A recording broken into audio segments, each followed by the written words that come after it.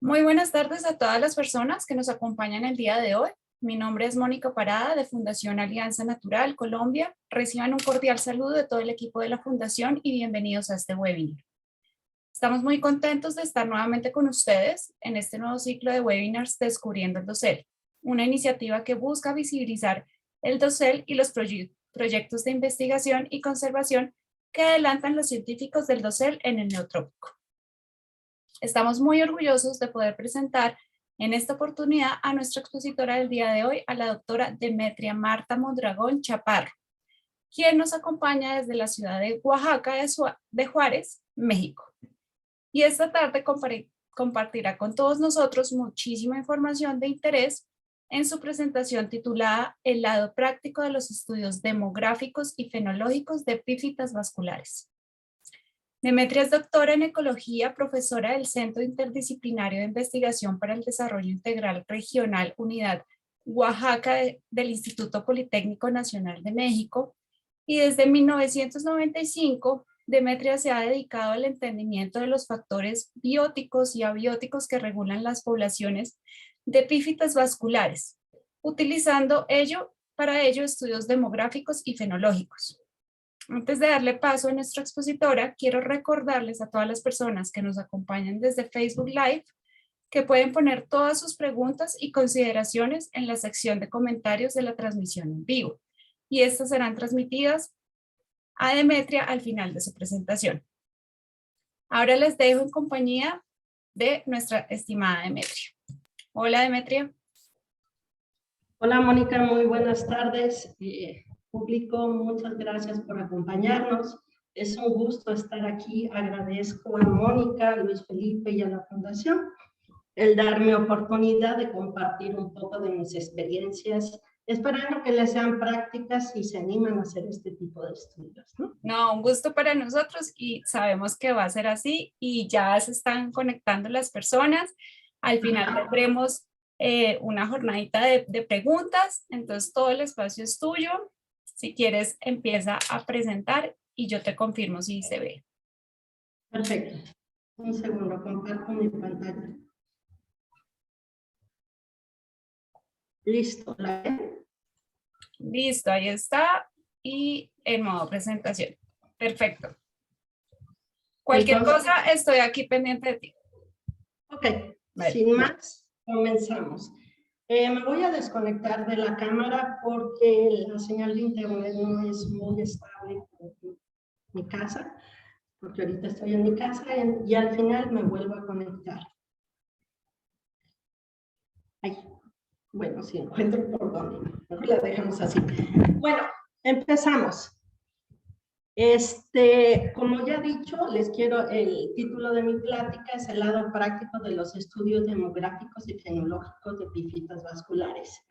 Como me han dicho que tenemos un público un poco variopinto, he estructurado mi plática de la siguiente manera. Empezaré con definir qué son las epífitas vasculares y cuál es su funcionamiento o su función dentro de los ecosistemas. Procederé con decir qué son los estudios demográficos y algunas de sus utilidades, para posteriormente seguir con qué es un estudio fenológico y para qué nos sirve, y finalmente enfocar a la parte sustancial de esta charla es sobre consejos prácticos cuando decidan ir a campo a realizar este tipo de estudios. Pues bueno, como el nombre lo dice, las epífitas son plantas que crecen sobre otras plantas, pero no se alimentan de ellas. Esto queda muy claro y ahí ustedes seguramente lo han visto con esta especie que se llama Tillandsia recurvata, que va desde Florida hasta Argentina y que es muy común que en las ciudades o pueblos ustedes la puedan ver creciendo sobre las cables de la luz. Se calcula que aproximadamente el 9% de todas las plantas vasculares tienen esta forma de crecimiento y están representadas aproximadamente en 73 familias taxonómicas. Sin embargo, a pesar de que hay muchas familias, realmente muy pocas contribuyen con más de 5 especies epífitas. pero sobre todo la familia Orchidaceae, es la que más miembros epífitos tiene. Aproximadamente el 68% de todas las especies epífitas son orquídeas. Muy por debajo, pero siendo la segunda familia con más miembros epífitos, está la familia Bromeliaceae, con aproximadamente 1.800 especies epífitas.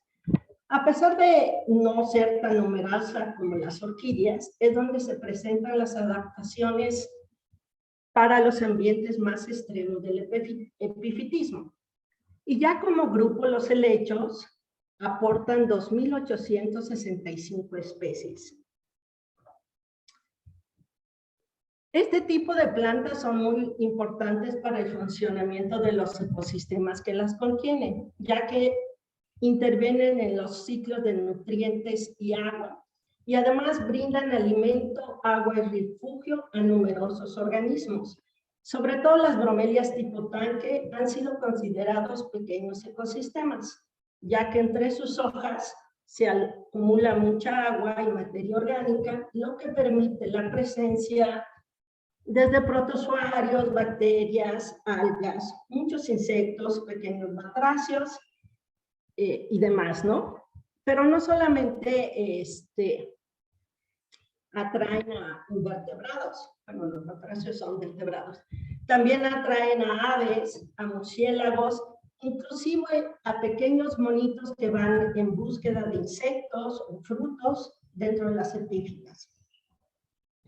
Se ha considerado que tanto las bromelias tipo tanque como las epífitas tipo basurero, porque también entre sus hojas acumulan mucha hojarasca y detritos, son especies que ayudan a que otras especies se establezcan.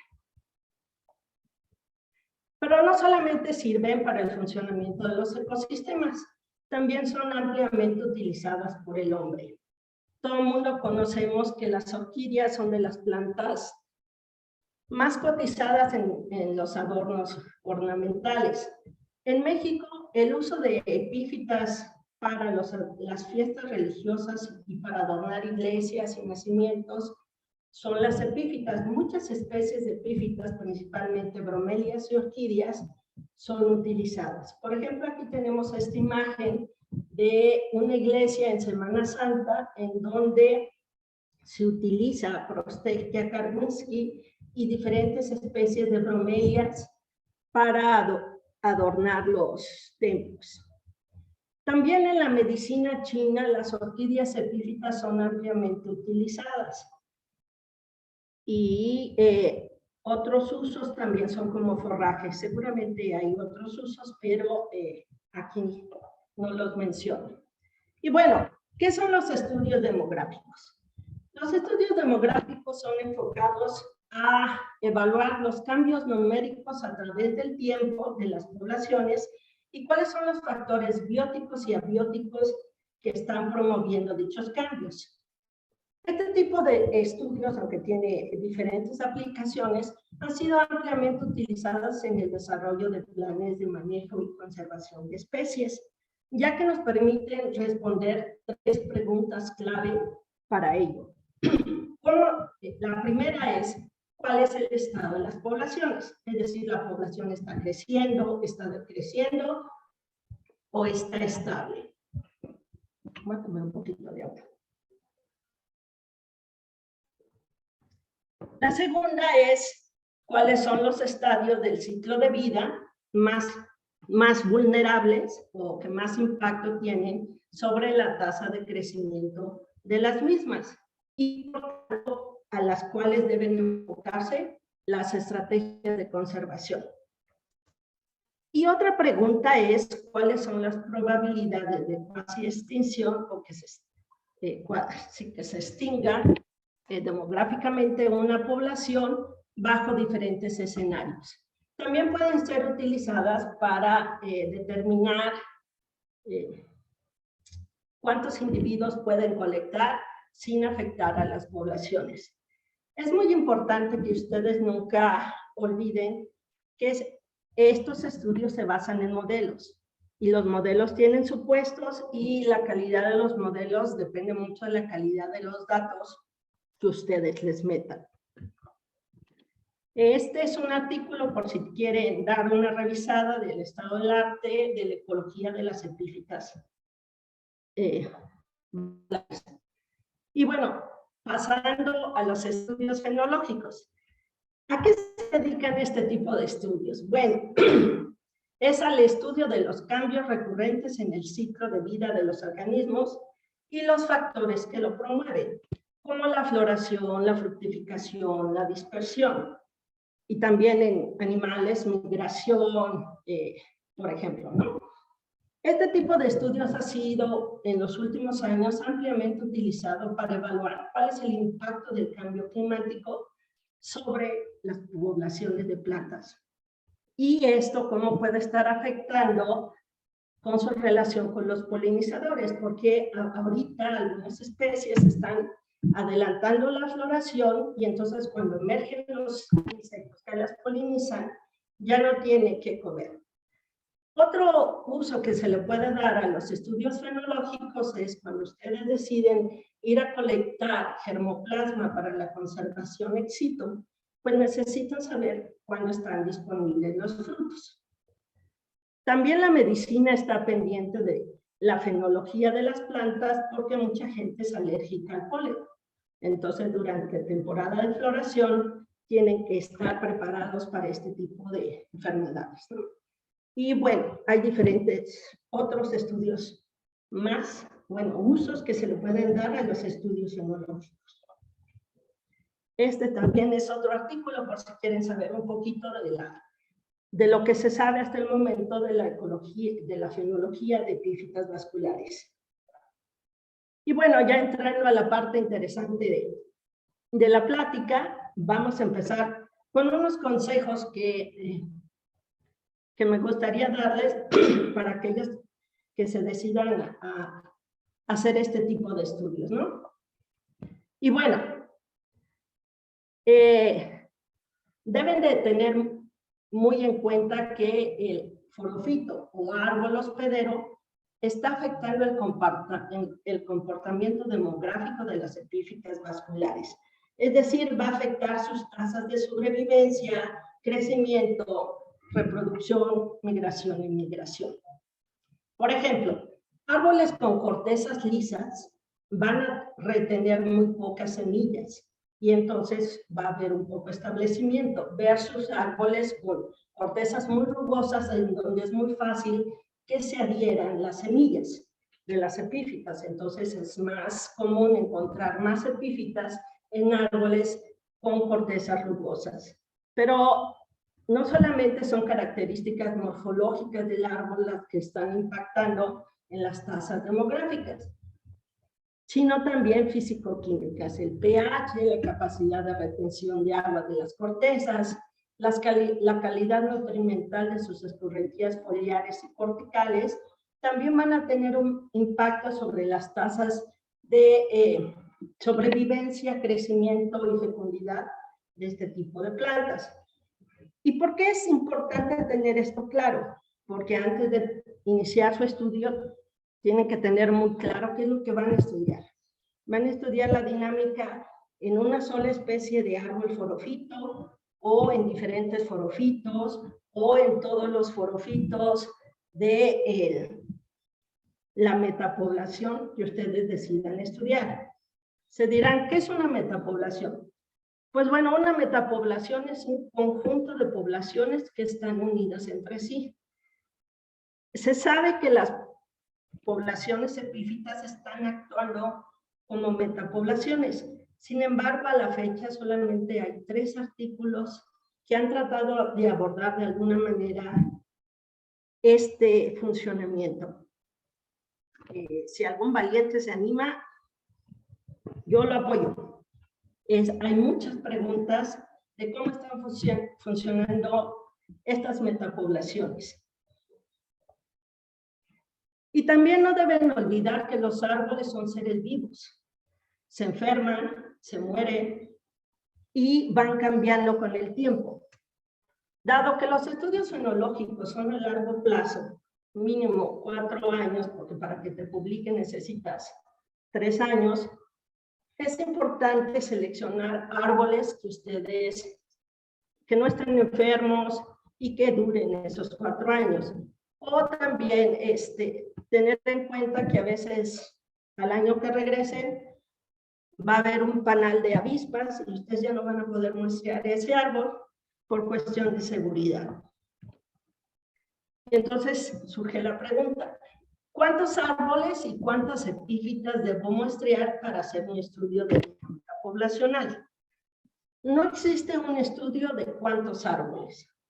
Por experiencia, yo les sugiero que si van a seguir la demografía en una sola especie, muestren más de 5 árboles y pueden un poco más.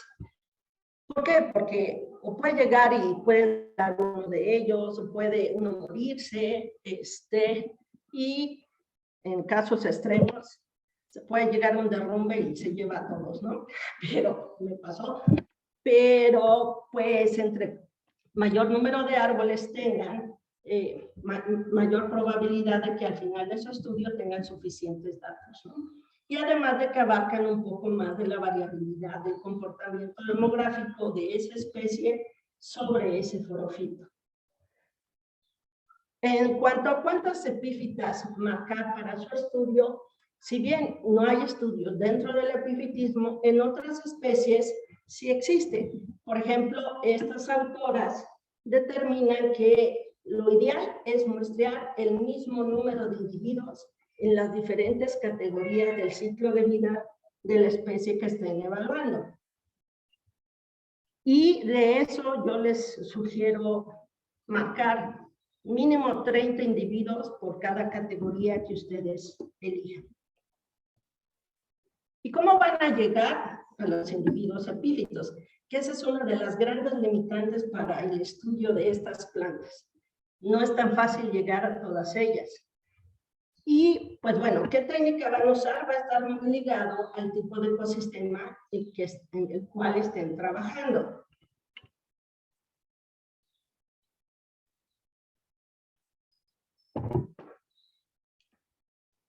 Por ejemplo, en mi tesis de doctorado yo estaba trabajando en una selva baja caducifolia que medían los árboles aproximadamente 4 metros de altura. Y como pueden ver en la fotografía del lado izquierdo, son árboles con fustes muy pequeños que no toleran el peso de una escalera, por lo cual yo utilizaba una escalera tipo A de aluminio para poder llegar a los individuos más altos. Ya cuando estuve trabajando en ecosistemas, por ejemplo, de encinares o bosques de pino encino, en donde los árboles son más altos, unos 15 metros, y donde las ramas de los árboles, de los pinos, se rompen muy fácil, y realmente hay muchos individuos, casi todos sobre el tronco, y los encinos que hay a veces no tienen ramas tan fuertes para usar la técnica de la cuerda. Lo que utilizamos es una escalera plegable para poder llegar a los individuos más altos. Y ya en las selvas altas, con árboles de 40, 50 metros, pues ahí indudablemente la técnica de cuerda, de escalado por cuerda, es la más adecuada para llegar a las epífitas. Aquí les recomiendo, si pueden conseguir un equipo de un arnés con almohaditas, se los recomiendo, porque son muchas horas que están ustedes subidos, y si no usan este tipo de arnés puede ser muy doloroso, ¿no? Dado que una de las dificultades más grandes para esta técnica, bueno, en estudios demográficos, es encontrar una ruta que te permita muestrear en tu ascenso el mayor número de individuos.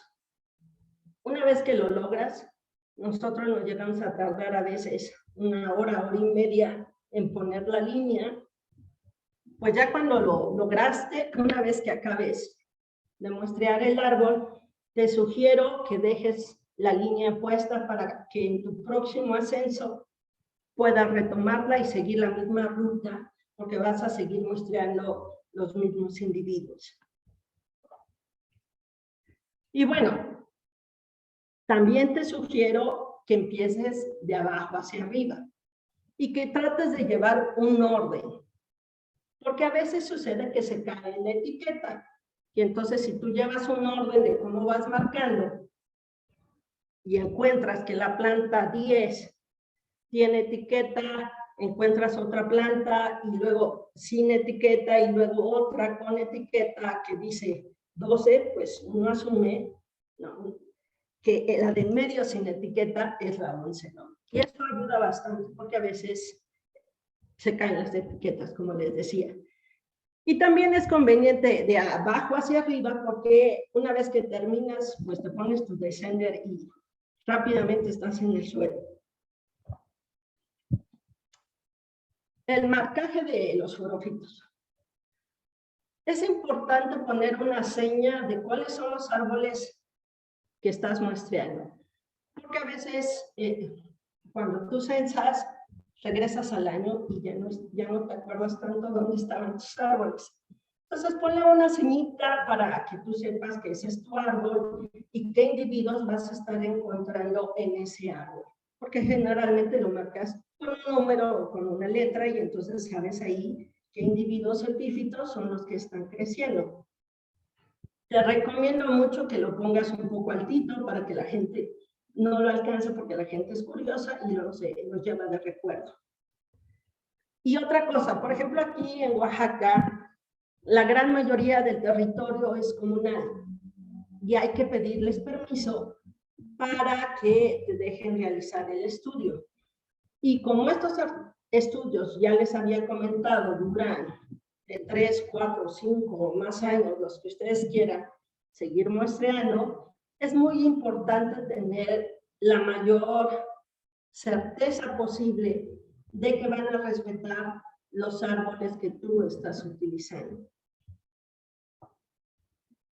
Y ya para marcar a los individuos epífitos, nosotros hemos encontrado que esta cinta, que aquí en México se le conoce como cinta Dimo, que es una cinta plástica, la cual puede ser marcada con esta pistola, con este aparatito, poniendo letras o números para hacer la secuenciación, es ideal. Dura mucho tiempo, tiene colores distintivos y pues es muy fácil, ¿no?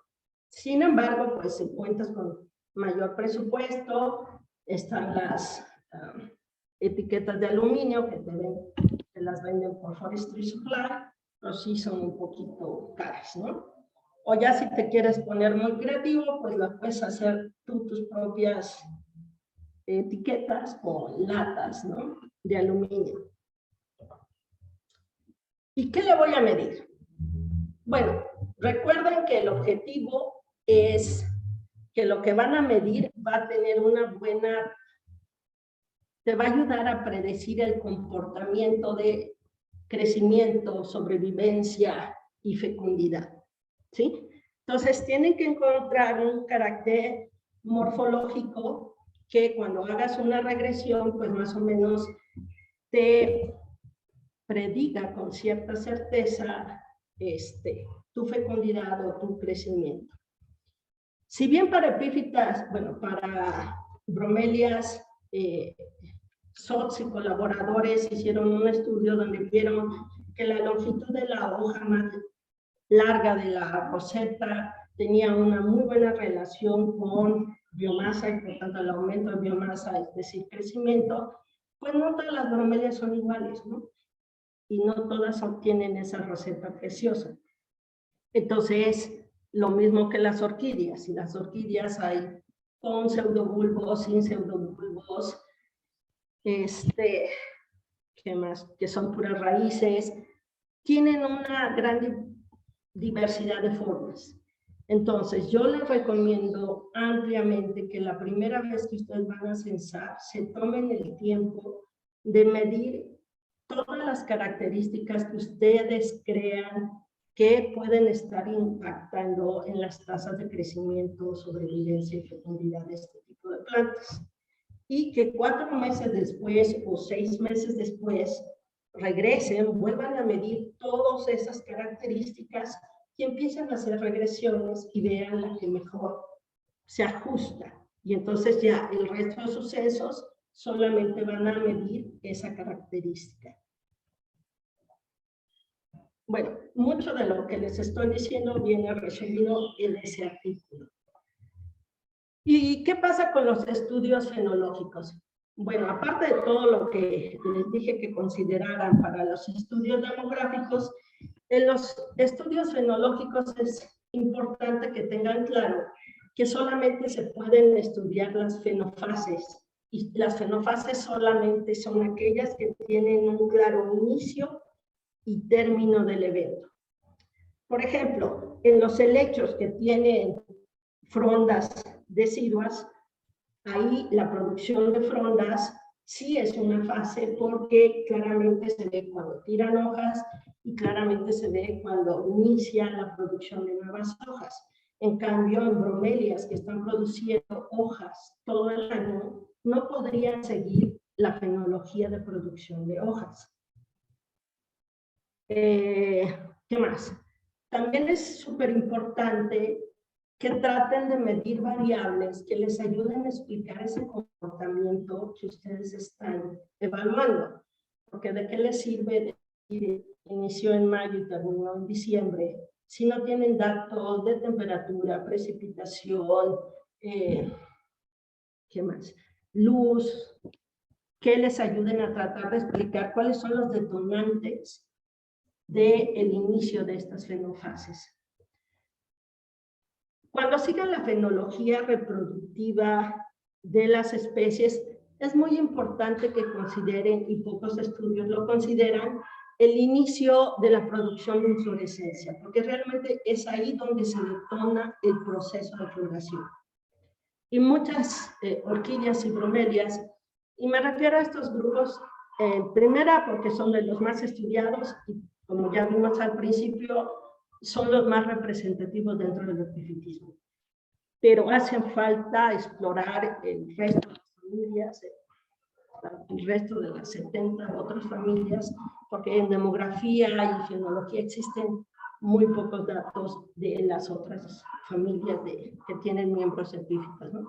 Entonces, cuando evalúen la fenología reproductiva, van a necesitar marcar individuos que potencialmente se van a reproducir en la siguiente época reproductiva. ¿Y cómo van a saber qué tamaño va a ser ese? Pues bueno, lo que tienen que ver es voltear a su alrededor y ver cuál es el tamaño más chiquito en donde encuentran un individuo de la especie que van a estudiar que tiene estructuras reproductivas, porque eso indica que potencialmente tiene la capacidad de reproducirse.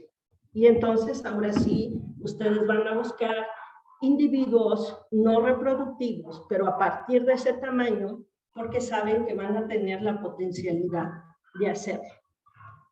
Sin embargo, no todos van a florecer o van a iniciar la etapa reproductiva. Y como para realizar los estudios estadísticos necesitan al menos 15 individuos, les sugiero marcar pues el mayor número posible para poder compensar esto. Y también tengan en cuenta que hay años que todos florecen, bueno, la gran mayoría de los individuos florecen y hay años que casi nadie se reproduce. Por ejemplo, estábamos estudiando Tillandsia prodigiosa y el año que iniciamos el estudio de fenología, en general, bueno, de los que marcamos, solamente uno floreció y el resto de los individuos alrededor, realmente muy pocos. Sin embargo, al año siguiente, casi todos los individuos de esas poblaciones estaban floreciendo. Así que para que puedan asegurar que van a tener un buen número de individuos para poder hacer los análisis, pues tómense el tiempo de marcar un buen número. Y pues bueno, yo con eso terminaría mi plática. Le cedo la palabra a Mónica.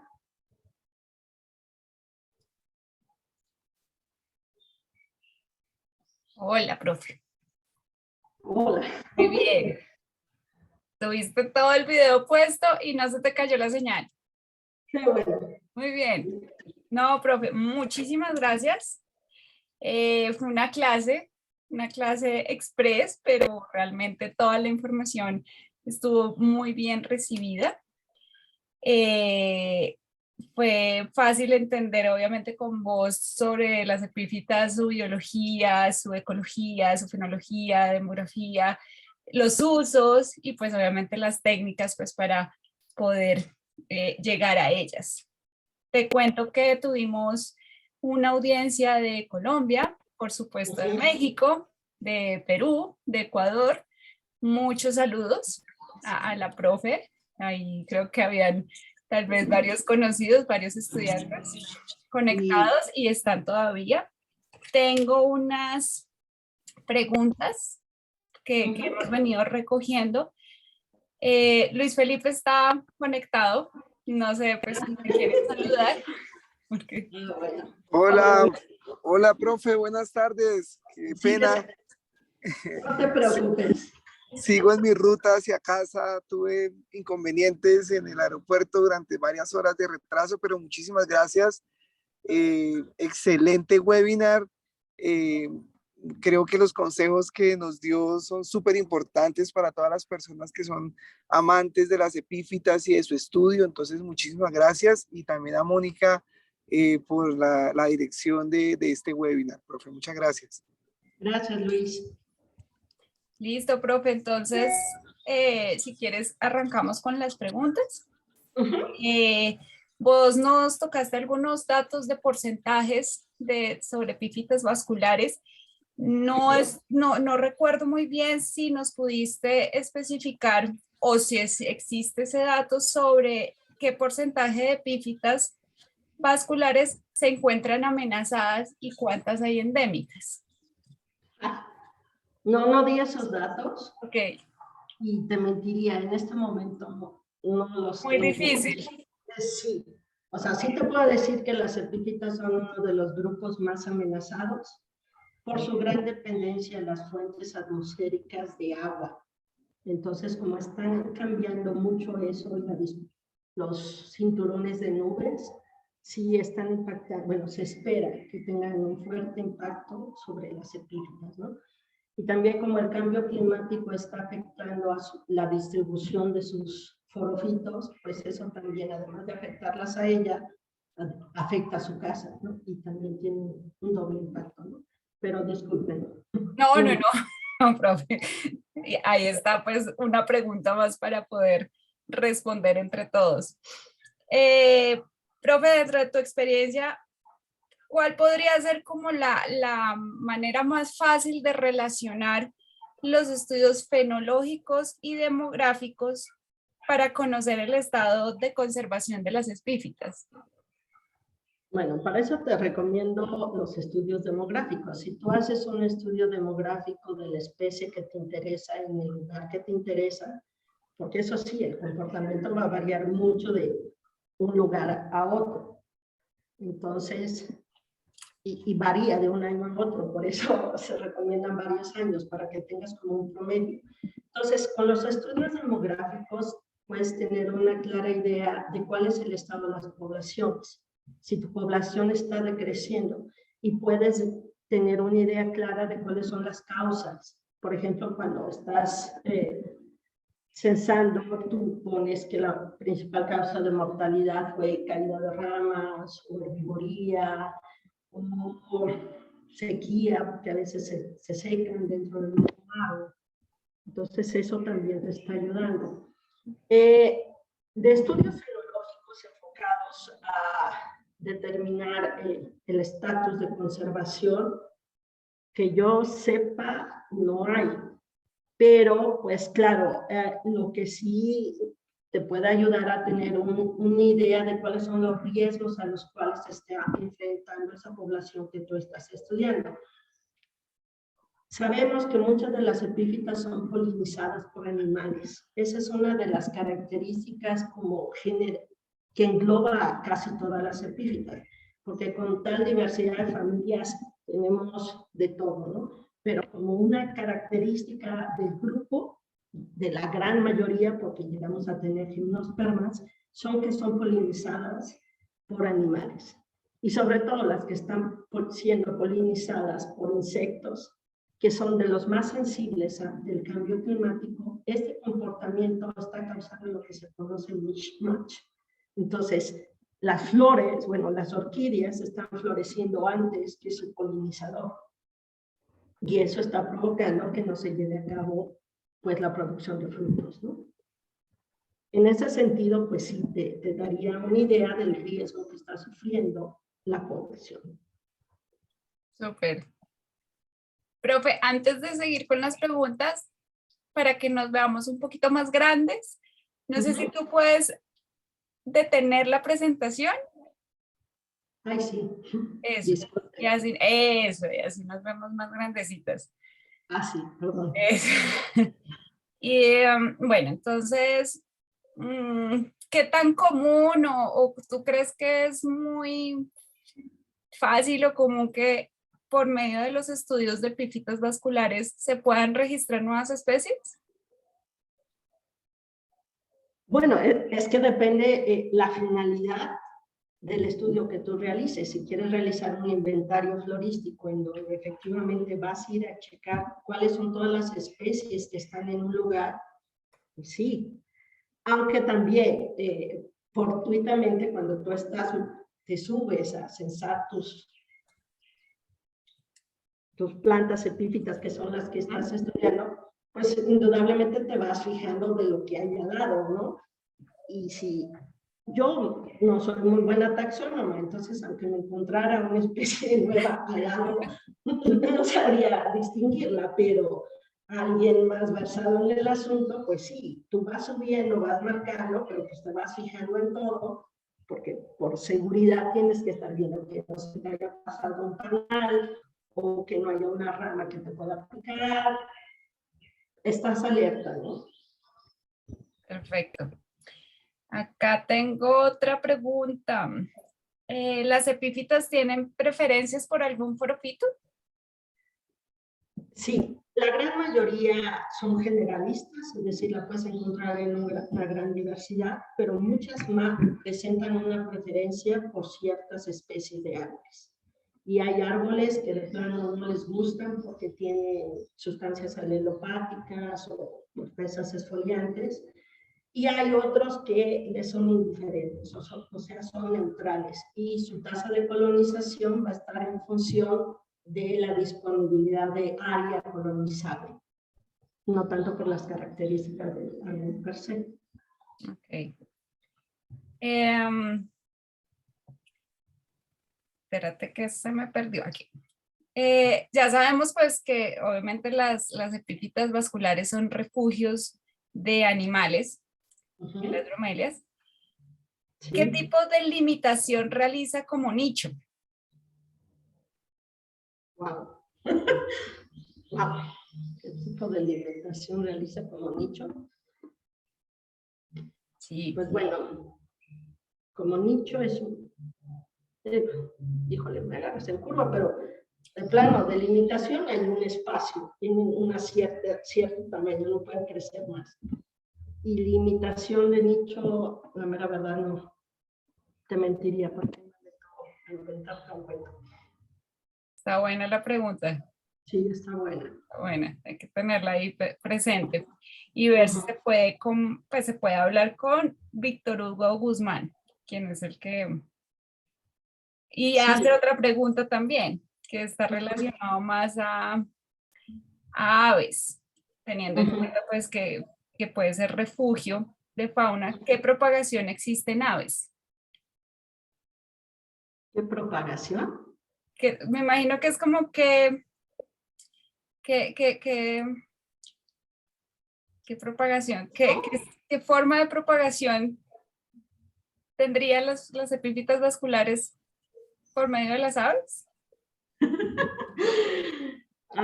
Bueno, regresando un poco a la pregunta anterior, me acordé de un estudio que evalúa que entre más hojas tenga una bromelia, más complejo hace que los depredadores, insectos, encuentren a sus presas, insectos o tardígrados o microinsectos, ¿no? Entonces, entre más hojas tenga, más complejo será. Supongo que por ahí va el asunto, pero te digo, sé muy poco. En cuanto a esto de aves, pues bueno, te puedo decir que muchas de las epífitas, de las bromelias epífitas son polinizadas por colibrís y mucho de la diversidad, bueno, parte de la diversidad de bromelias se le atribuye a esta diversidad de especies de colibrís que en el neotrópico hay muchas y que se ha unido esta diversidad de bromelias con esta alta diversidad de colibrís. No sé si hacia allá iba su pregunta, pero pues si es hacia allá, te puedo decir que un buen número de aves polinizan, y sobre todo en la parte de bromelias, que es la que yo más trabajo, muchas son polinizadas, especialmente por colibríes. Bien. Volviendo a específicamente con las epífitas, nos preguntan si hay variación de diversidad de animales en epífitas con relación a la altura del dosel. Fíjate que eso está bien bonito. Sí, se ha visto que existen diferentes gremios de polinizadores que utilizan diferentes extractos del dosel. Entonces, hay epífitas que pueden ocupar, bueno, y dependiendo del ecosistema, si es un ecosistema donde hay estratos y donde hay un claro gradiente de luz y humedad que crea diferentes nichos a lo largo del árbol. De hecho, hay una distribución, una clasificación de esta estratificación de epífitas, que es la clasificación de Johansson, que divide en 5 estratos o zonas donde ciertas epífitas prefieren estar y hay epífitas que pueden vivir en varias zonas. Entonces, sí hay, en selvas altas se ha visto este estudio de diferentes polinizadores polinizan a diferentes alturas, ¿no? Aunque yo no conozco un estudio que directamente lo haya hecho con epífitas. Okay. Sé que lo hay, que existen en gremios, ¿no? Profe, ¿cómo consideras que ha sido el avance del estudio de las epífitas en la última década en Latinoamérica? ¿Qué hace falta? ¿Qué se podría hacer más? ¿A qué invitas a que hagan más todas las personas que nos están viendo? Es casi bueno, en la parte demográfica y fenológica es casi en un campo virgen. Ese review que hice hace 10 años, te puedo decir que de esa fecha a esta fecha, si han habido 10 estudios más, son muchos. Y siguen siendo con orquídeas y con bromelias. Y recuerden que las epífitas son más que orquídeas y bromelias, por mucha representación que tengan estas dos familias.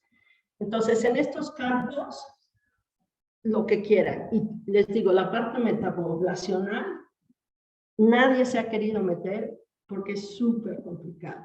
Entonces hay que seguir la dinámica no solamente de las epífitas, sino de los forófitos, y no es tan binario el asunto como colonizable, no colonizable, ya lo decía la doctora Valverde, aquí en este sistema hay que replantear la forma como se ve una metapoblación, porque para las epífitas es un gradiente de bueno, regular y malo. Entonces hay que crear un marco teórico que nos permita entender bien el funcionamiento metapoblacional de estas especies. En estudios fisiológicos, de inventarios, sí ha habido un gran aumento, ¿no? No he visto mucho aumento de autores latinoamericanos. Seguimos estando un poco abajo de los europeos y los gringos que vienen a estudiar a Latinoamérica, ¿no? Entonces, ahí sí yo los exhorto como latinoamericanos, que es donde están, bueno, muchas de las epífitas, que se animen a estudiar este tipo de plantas, ¿no? Súper, súper, profe.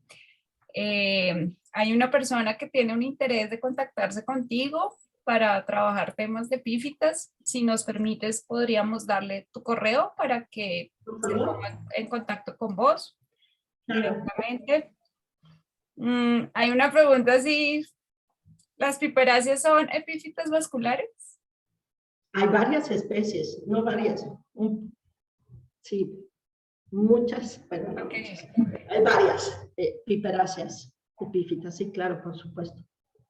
¿Y tú por qué crees o a qué consideras que se ha centrado el estudio a bromelias y orquídeas? Aparte de pues, ser bonitas y ser refugios y demás, ¿qué más puede ser la razón? Pues básicamente por eso, porque Eso, hay mucha representatividad, o sea, estamos hablando más del 70% de las epífitas pertenecen a esas dos familias. Casi en todos los ecosistemas vas a encontrar de estas dos familias, porque ya las otras familias, muchas de ellas solamente las vas a encontrar en zonas tropicales, porque no han desarrollado muchas adaptaciones para el estrés que representa el ambiente epífito. Entonces, en este tipo de ecosistemas, digamos, no es tan estresante como en una selva baja o en una selva caducifolia, en donde realmente necesitan ya un poco más de adaptaciones. Y realmente, pues también por cuestiones presupuestales es más impactante decir que vas a estudiar a la orquídea amenazada que estudiar una piperácea que nadie conoce, ¿no? Entonces, también tiene esa su parte, ¿no? Pero, pues, por favor, estamos aquí para que se anime cualquiera con mucho gusto. hay Ojalá. todo un mundo para descubrir. Claro. Genial. Vale. Profe, yo creo que ya vamos cerrando. Le voy a dar espacio a Luis Felipe, que quiere decir unas cosas. Hola, profe, ¿cómo está? Por fin llegué. Realmente. Bueno, muchísimas gracias. Definitivamente, muchísima información de interés. Realmente nos encantaría poder apoyarnos desde la Fundación Alianza Natural, Canopy Wash International y la Red 2 Colombia. Sabe que tiene amigos en Colombia para cualquier tipo de investigación. Ojalá algún día podamos encontrarnos y poder estudiar las epífitas vasculares del dosel en conjunto. Mucha gente interesada en tener sus datos.